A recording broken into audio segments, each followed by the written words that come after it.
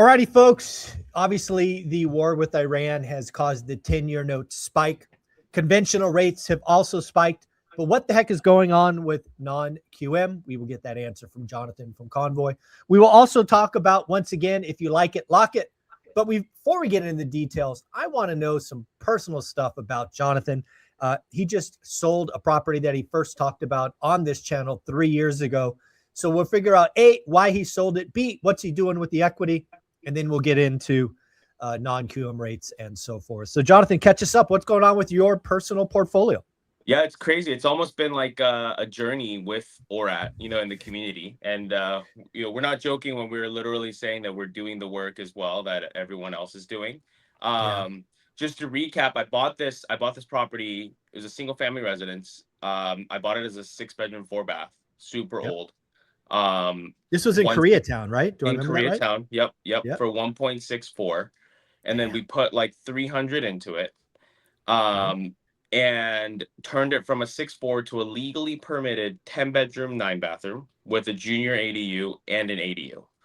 So wow. That's what that was the scope of work in 23.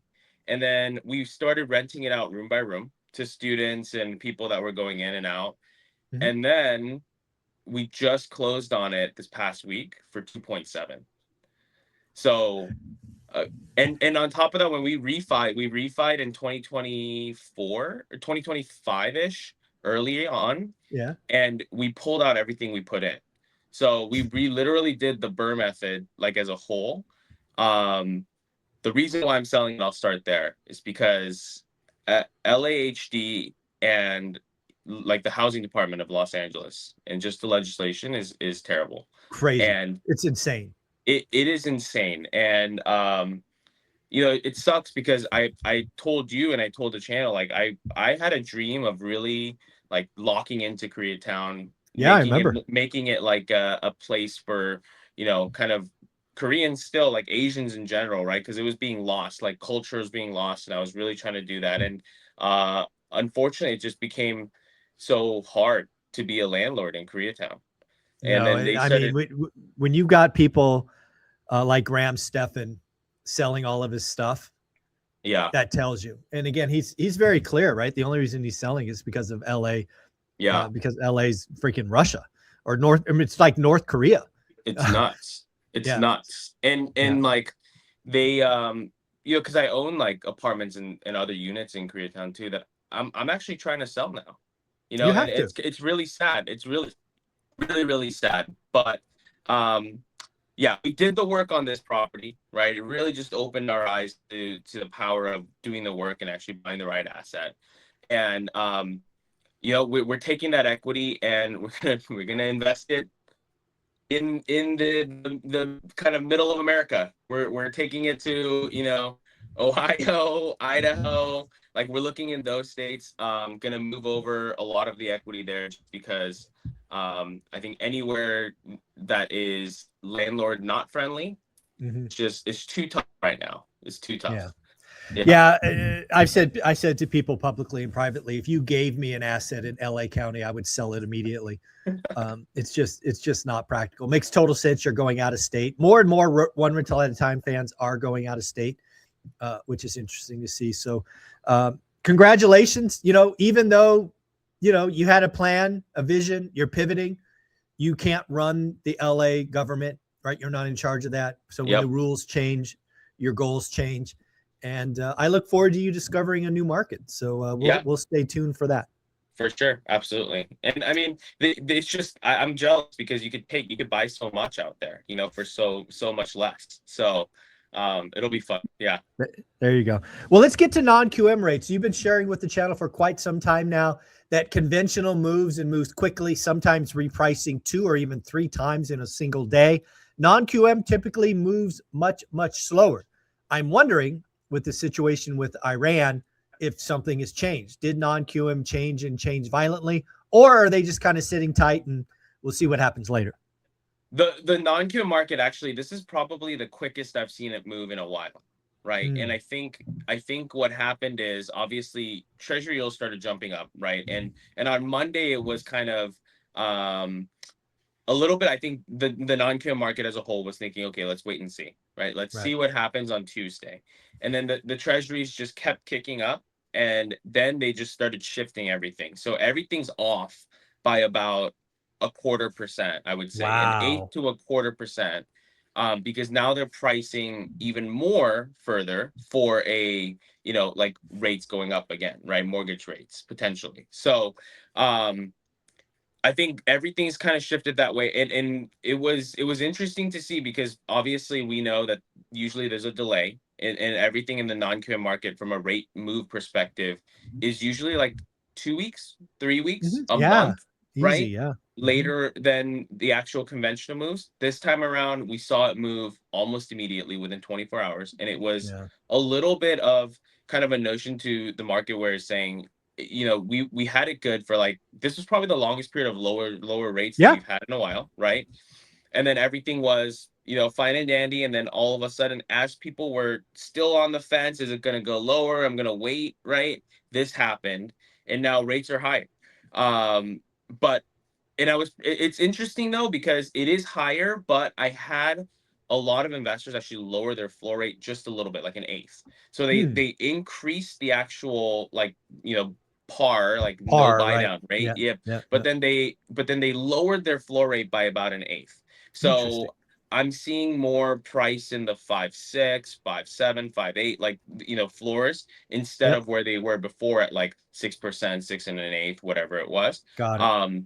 So it's you're kind of seeing I think a jump this way. I think they're getting ready and opening up their sheet. If it goes lower, here we have it. But if it, Yeah. where we are going higher, like, which is where it looks like right now, we have that baked in as well. It's interesting because what I saw happen in the treasuries was frankly opposite of what historically has happened. Historically, what has happened is, bombs start dropping. There's a flight to safety, which for most people is the 10-year note. Now, obviously, we've seen a sell America trade where people are dumping treasuries, buying gold, buying silver, buying other things. And I think that's probably why DSCR changed so rapidly this time, is because the move was so violent and then reaffirmed on Tuesday that this time is different, right? I thought the 10-year note would be lower, and it wasn't. And it wasn't by a mile, Yeah. which obviously has other implications. So it probably makes sense that DSCR was forced to change, because I think a lot of people in the market who studied history were like, oh, it's going to go lower. It has to, right? Yeah. People run to safety, and it just didn't happen this time. So there you Yeah, go. and I think it'll continue to. I think we've seen even more jump up today, right? So Yeah, we like, have. Yeah. last Today's another last big move. night, last night I was like, you know what? I told clients, like, hey, I don't think the end of the week and next week is going to be really, like, we're not going to see a lot of No, positive before we see, it it's kind gonna of get come it's down. gonna get worse before it gets better. I think Yeah, that's the so I think we thought it was a quick knee-jerk reaction of the market, but it's turning out to be not that, right? And exactly. now, everyone's eyes all of a sudden, because the news articles are talking about it now, it's all on inflation, right? Yep. They didn't Oil, really care oil, about it. oil. Yeah, Yeah. exactly. Oil inflation, like, that's what everyone's talking about it now. And I'm like, this is probably not the market where you want to kind of wait and see, right? Especially if you have a shorter time frame and Yeah. you have to close in the next, 2 weeks, 3 weeks. Like, this is not the market to wait and see. No, no, just no, just no. lock it up and move on for now until we see some sort of reprieve in the future. Yeah. No, I mean, until further notice, folks, if you like it, lock it. I mean, just come on. I mean, how many times do you got to be suckered and just smashed by something, a black swan event? And the numbers change. The numbers change, right? Run the numbers, lock the rate, so you don't have risk to your deal, right? Rates have gone up enough that could turn a good deal bad, a great deal good. I mean, the cost of capital is, if you leave that variable unchecked, shame on you, in my opinion.